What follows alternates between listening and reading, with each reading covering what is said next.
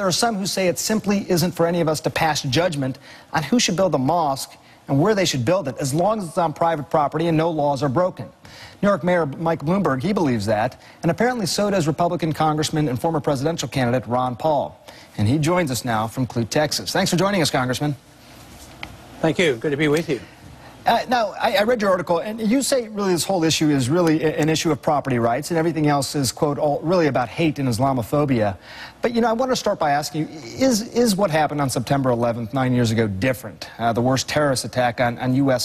soil. Are there certain lines to be drawn, even when it comes to this property rights issue? No, you should draw lines, but I think the lines are being drawn improperly. Al-Qaeda was responsible. Several hundred Al-Qaeda existed at that time, and maybe there's still several hundred more. But that doesn't mean the whole Muslim religion should be indicted. That is my complaint. I mean, Midway probably was a Christian, and he bombed the Oklahoma federal building, but does that mean that a Christian church can't be built near there and Christianity is blamed? No, I don't like that broad brush. So yes, the violence was committed by Al-Qaeda, and they're bad people, and we should do what we can to destroy them.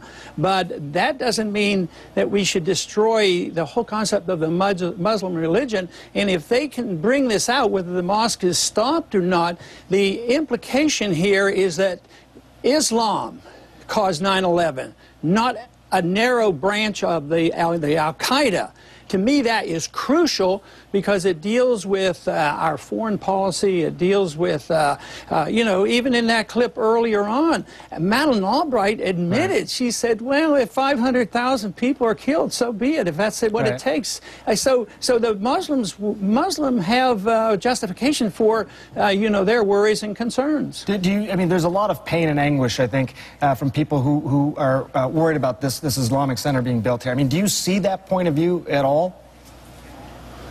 To worry about it? Well, I worry about it because I'm afraid it stirs up hatred, and that's why I worry about it. I mean, and I think they're off on a tangent. I think the purpose was too often to just blame Islam. But there's other mosques in that area. This is not on, you know, right where the towers were. This is over, not too far, you know, down the street. But what about these strip joints? Are these people who are holier than thou condemning the strip joints nearby because it defames ground zero? So I don't think that's the consistency. I think this goal was to blame Islam, you know, for 9/11, and I think that is wrong. I don't think that was the cause. Al-Qaeda did it.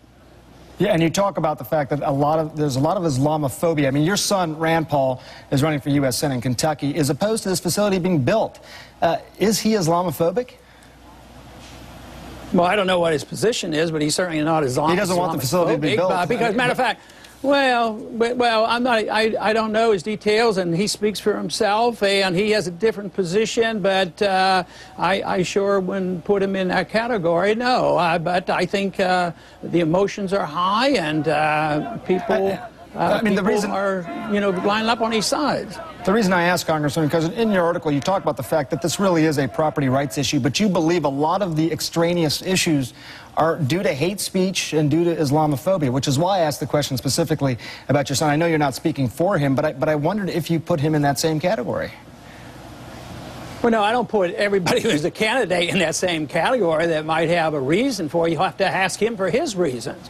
But no, everybody who is opposing it doesn't even understand the foreign policy or why we're in Iraq and Afghanistan. They don't have this understanding. They don't want to see the connection. My goal is to make the connection for people to understand what's going on and why Al-Qaeda has become so militant and hateful toward us, and why painting Islam with a broad brush makes our problems worse, because we're not narrowing down on the real cause and those who perpetuated 9/11. And if we don't get to that, we can't solve this problem.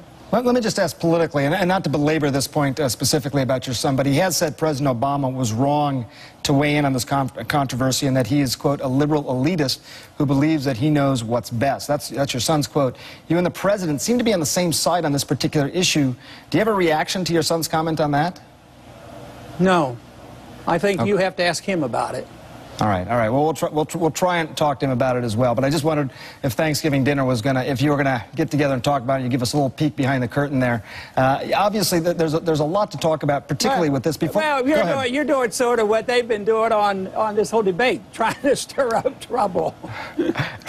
Well, I think it's a fair question, and it's father and son having pretty diametrically opposed viewpoints on this. I did want to ask you another question about. I don't think so. I don't think that's fair. I don't think they're diametrically opposed. I haven't discussed it with them, so I just don't believe they're diametrically opposed. So, check it out. All right, fair enough.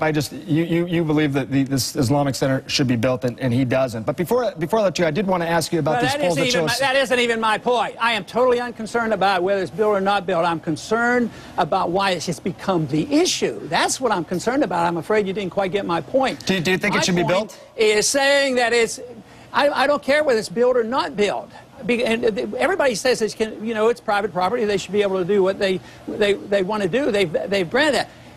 Once again, the point I'm making is not to blame Islam for 9/11. You have to blame only Al-Qaeda. That is a completely different story than all these innuendos that you're bringing up. I don't think that's part of the question. You have to narrow in because it has to do with our foreign policy, and that's what I'm dealing with, is the foreign policy. The foreign policy is crucial because that's why we have perpetual war. And I think this is all connected. Not in a way that is conspiratorial, but in a way that is almost, people slip into this. It's real easy for people to get to hating Islam. But to me, that's equivalent to hating Christians because Timothy McVeigh was a Christian. And that I don't like. Nobody should like it. Nobody should like this being painted with a broad brush. It was done to the Jews before, and I don't like it. I like to stick to the facts. I like to talk about the foreign policy and how it's related. The sideshow, which is what I call this, is just there to stir things up and prevent us from dealing with the real problems, and that is our interventionist foreign policy that gets us too much involved overseas. Too many people die on both sides, and we're totally bankrupt, and we have to address that. We have to get away from, are we going to support the building of the mosque? And that was sort of your innuendos when you bring the question up with my son. I mean, then you're missing the whole point when you think that is the crucial question. The crucial question is our foreign policy. That's what I want people to think about. All right. It's a well-written article, Congressman. I enjoyed reading it. People at home should give it a read as well. We like to stick to the facts as well. Congressman Ron Paul, thanks so much.